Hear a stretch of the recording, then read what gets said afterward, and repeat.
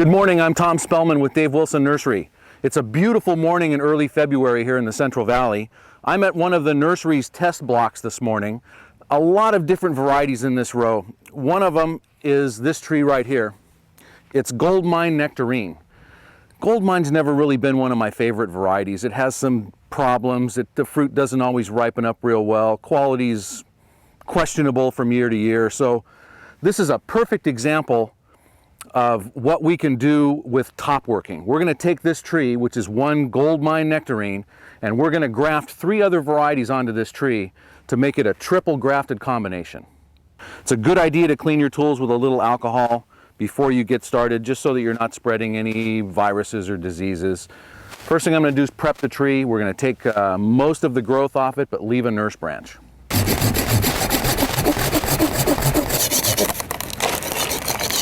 On this nurse branch, I'm going to take most of the growth off. Just going to leave enough on to keep the system of the tree active, to keep the nutrients flowing through the system, so that when it breaks dormancy, it has something to start to push from. Okay, I've got the tree all prepped. Cuts are nice and smooth and clean. I've got my knife all sharpened up. I'm going to wipe it down with a little bit of rubbing alcohol just to make sure that it's nice and clean. I've got some budwood cut for 3 different white nectarine varieties. I'm going to put Snow Queen, some Arctic Star, and some Arctic Jay. So we're going to convert this over into a successive ripening combination. All 3 varieties are just delicious. The procedure that we're going to use today is called a bark graft. And what we're going to do is make an incision just through the bark about 1.5 inches or 2 inches long, pull out a flap in the bark, and then make a single back cut on our scion stick and insert that down into the flap. With a bark graft, you can graft into any size wood that you want. So I can use a small 3/8 or 1/4 inch scion, and I can graft that into a 3-inch or 6-inch or whatever caliper wood that I want to go into. So here we go.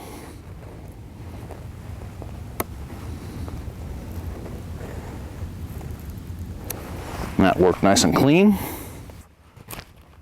It's really important to use one good pull, make a nice smooth single cut.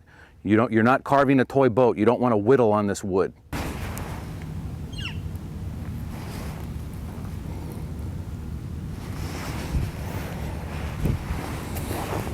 We'll put 3 different grafts, or 3 grafts on this one branch. That way if something doesn't take, we've got plenty of backup.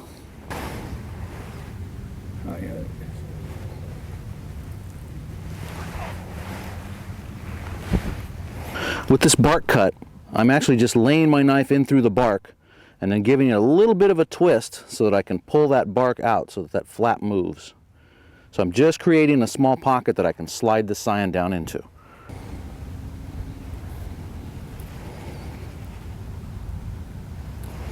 Okay, there's my 3 grafts. Now we're going to make sure we secure the grafts into place. I'm going to use some of this green 1-inch nursery tie tape. You can use rubber bands, you can use budding strips, you can use budding tape. I really like this nursery tie tape. It's cheap. You can buy it at any local retail nursery, and it's real easy to use. I can pull off a piece as long as I want. So we're just going to start here at the top, and we're going to come over the side and wrap this nice and tight and work our way down along the cuts so that we have everything covered. I've got some asphalt tree seal here, and what we're going to do is we're going to seal up any portion of exposed cut. That includes both the scion and also the rootstock that we've budded into. So I'm going to put a fair amount on this rootstock, make sure that I get behind each one of my grafts to seal up the little slice that's exposed on those. And you don't want any water to be able to get down behind those, so you want to make sure you push a little bit in behind them. Now I'm going to seal the top cuts on my scions. That prevents any dehydration. It prevents the water and the nutrients from being able to leave that system. Keeps it nice and viable until the buds grow out. Next thing I'm going to do is use one of these little aluminum strip labels and mark the variety. It's Snow Queen Nectarine, today's date 2309. I'm just going to real loosely tie this around one of my scions. I don't want to tie it too tight. I could also tie it into the tape if I wanted. It's really not that big a deal. And the last thing I'm going to do on this graft is I'm going to bag it. And the reason I'm going to bag it is the weather the next few days in the Central Valley is going to be very warm, certainly unseasonally warm for this time of year. And I don't want to sunburn these young grafts on here. So I'm going to take one of these little lunch bags. I'm going to cut off the four corners so that I have a little bit of air movement through there. I'm just going to slip it down over the graft. Not all the way down. I don't really want it to touch the grafts. One tie around it just to hold it in place. Now it's also nice because of these little air vents on here. I can actually look in and see how the grafts are doing. As the grafts begin to swell, the buds begin to swell and they start to grow, I can just go ahead and take that bag off.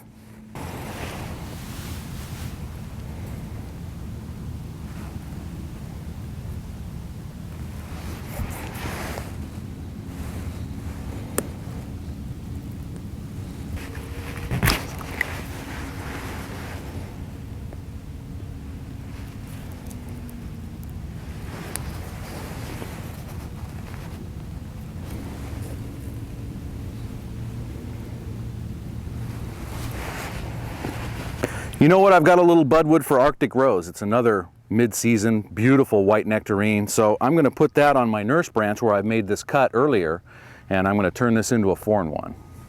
Okay, we're all set. We've got our 4 grafts done. They're all labeled. They're all sealed. I've got bags on 2, but I think I'm going to leave the bags off of these other 2. On this one with the nurse branch, I really couldn't put a bag over it anyway. And on this one, it's a little bit bigger, and I don't think the bag's going to fit very well. So I think we're going to leave these 2 on their own. Just let them grow out. Take into consideration now the next step. What you need to do is you need to wait. You need to wait until this tree breaks dormancy on its own and starts to grow naturally. You're going to get some flowering and some foliage out here on this nurse branch right away. You're probably going to get some suckering from lower portions on this trunk, and the grafts are going to start to break at the same time. They're going to flower, they're going to put out a few little leaves. You don't want to touch it. You want to leave it alone for at least probably 3 weeks, maybe 4 weeks, until you get some growth coming out on it. At that point, you're going to come in and reduce everything on this trunk, on all 3 of these trunks, and this lower trunk here, and you're going to leave this nurse branch alone. You can actually reduce it a little bit, but you're going to leave some growth on here. As the scions begin to grow and prosper, you get maybe 12, 18 inches worth of growth out here. Maybe it's been on 2 months, 2.5 months. At that point, you can probably come in and either reduce this nurse branch again drastically or remove it altogether.